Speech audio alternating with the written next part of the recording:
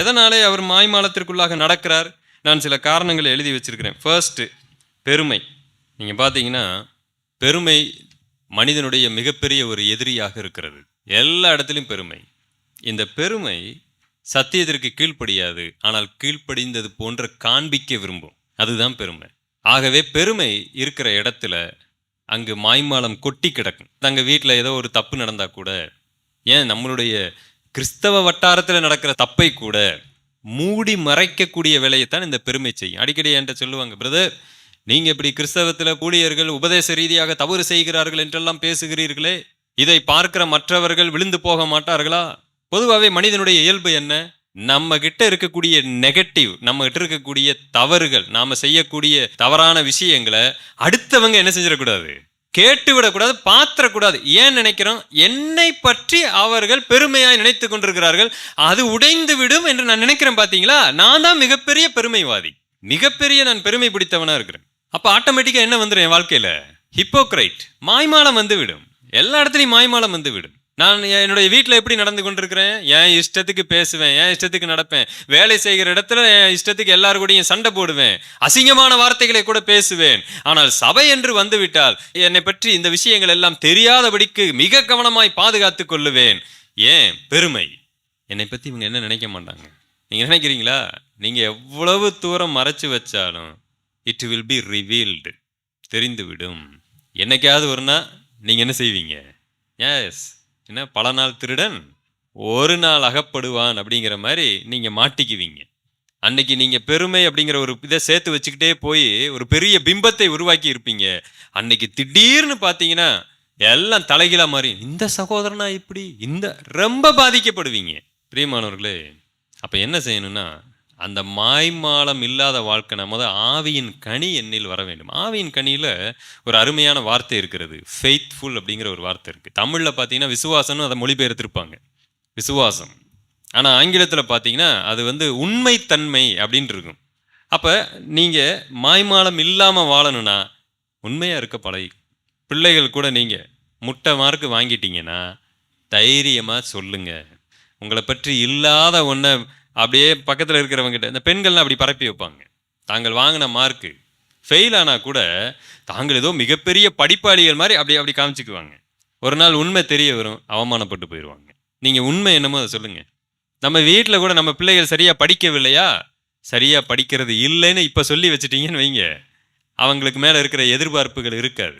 ஆமாங்க, இவன் என்னன்னு தெரியல, படிக்கிறது இல்லை. ஆமாம், இவ்வளோதான் சம்பளம் வாங்கிக்கிட்டு இருக்கிறான், சரியான சம்பளம் இல்லை. ஏன்னா இதெல்லாம் நான் வாழ்க்கையில் அனுபவமாக பார்த்தேன். எங்கள் வீட்டுக்கு ஒரு அம்மா அடிக்கடி வருவாங்க. அவங்க பிள்ளையை பற்றினதான பெருமையை எப்பொழுதுமே பேசிகிட்டு இருப்பாங்க.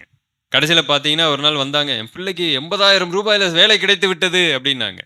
எங்களுக்கு ஒரே ஆச்சரியம். இவன் படித்த மாதிரியும் தெரியல, ஒழுங்காக இருந்த மாதிரியும் தெரியல, இவனுக்கு எப்படிப்பா 80,000 ரூபாயில் வேலையெல்லாம் கிடைச்சது? கடைசியில் ஒரு மாதம் கழித்து எங்கள் வீட்டில் ஒரு 1000 ரூபாய் கடன் கொடுங்க அப்படின்னு கேட்டாங்க. எங்களுக்கு ஒன்றும் தோணலை. ஏம்மா 80,000 ரூபா சம்பளம் வாங்கிட்டு இருக்கிறான் பையன், 1000 ரூபா இல்லை, ரொம்ப ஒரு பிரச்சனை ஆயிடுச்சு, உடனே நாங்கள் வாங்கிட்டு போகிறோம். கடைசியில் பார்த்தா உண்மை என்னன்னா, அவருக்கு 8,000 ரூபா கூட சம்பளம் இல்லை.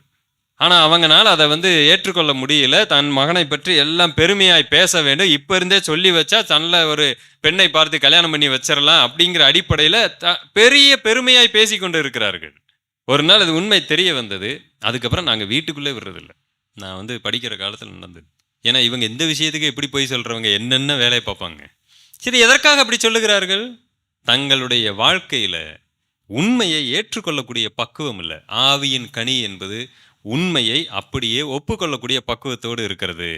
ஆகவே தான் சவுலுக்கும் தாவீதுக்கும் மிகப்பெரிய வித்தியாசம் இருந்தது. சவுலால் தன் பாவத்தை இஸ்ரவேல் ஜனங்களுக்கு காண்பிக்க முடியவில்லை. சாமுவேல்கிட்ட சவுல் சொல்லுகிறார், எல்லாம் ஆண்டவர் என்னை விட்டு போயிட்டாரு, ஆனால் அது உலகத்துக்கு யாருக்கும் தெரியக்கூடாது. எப்பொழுதும் போல நீர் என்னை கனம் பண்ண வேண்டும். எப்பொழுதும் போல நான் தேவாலயத்துக்கு போகும் பொழுது என் கூட நீ பலி செலுத்தணும், எல்லாரும் வரணும். ஜனங்களுக்கு தெரியக்கூடாது என்னிடத்துல தேவன் இல்லை, என்னை ராஜாவா அவர் எடுத்துட்டாரு, தூக்கி போட்டுட்டாருன்னு ஜனங்களுக்கு தெரியக்கூடாது என்று அவன் நினைக்கிறான். தாவீது சொல்லுகிறார், இவர் எழுதுறார், நான் மிகப்பெரிய தப்பு பண்ணவேன்னு எல்லாத்துக்கும் தெரியணும். இந்தாப்பா சங்கீதம் 51 வாங்கி வச்சுக்குங்க, எல்லாம் பாட்டு பாடுங்க. என்னது இதை வச்சு பாட்டு பாடுறது? என்ன பாடுறது? நான் பெரிய அக்கிரமம் செஞ்சேன், என் வாழ்க்கையில் இவ்வளவு பெரிய பாவத்தை செய்தேன், இதன் மூலமாக நீங்கள் உணர்த்துவிக்கப்பட வேண்டும் எழுதி கொடுக்கிறாரு. அப்ப அவங்கெல்லாம் கேவலமா நினைப்பாங்களே, அதை பற்றி எனக்கு கவலை இல்லைன்றார். ஆகவேதான் தேவனுடைய பெட்டியை எடுத்துக்கொண்டு வரும்போது கூட ராஜ வஸ்திரத்தை உரிந்து போட்டு அவர் பாட்டுக்கு அவருக்கு என்ன தோணுதோ அப்படி ஆட்டம் ஆடுறார். பிராக்டிஸ் பண்ணிட்டு வந்து ஆட்டம் இல்லை. அப்படி 10 பேர் வாங்கப்பா, எல்லாம் நம்ம அரியணையில் பிராக்டிஸ் பண்ணிட்டு அப்படியே அழகா ட்ரெஸ் பண்ணிட்டு அப்படியே எல்லாம் அந்த சினிமாவிலே ஆடுவார்கள் அல்லவா, அந்த மாதிரி டான்ஸ் ஆடுவோன்னு சொல்லி அவர் போகலை. இஸ்ரவேலர்கள் என்னை பார்த்தாலும் சரி, என்னடா இவ்வளோ பெரிய ராஜா இப்படி உடம்புல ட்ரெஸ் இல்லாம ஒரு கோமணம் போன்ற ஒரு துணியை கட்டிக்கிட்டு போய் ஆடிக்கிட்டு இருக்கிறானேன்னு அவங்க கேவலமா பேசினாலும் எனக்கு அதை பற்றி கவலை இல்லை. அந்த உண்மைத்தன்மை மனிதர்களை பார்க்கல. அவர் எப்படி தன்னுடைய பாவத்தை ஜனங்களுக்கு அப்பட்டமாய் காண்பித்தாரோ, தேவனை உயர்த்துவதில் கூட அந்த பெட்டியை கொண்டு வர, நான் ராஜா இல்ல, ராஜவஸ்திரத்தை கலந்து போட்டு ஒரு நீசனை போல, அதனாலதான் பொண்டாட்டி பார்த்து மனதிற்குள்ளாக அதை அவமதிக்கிறான்னு பார்க்கணும்.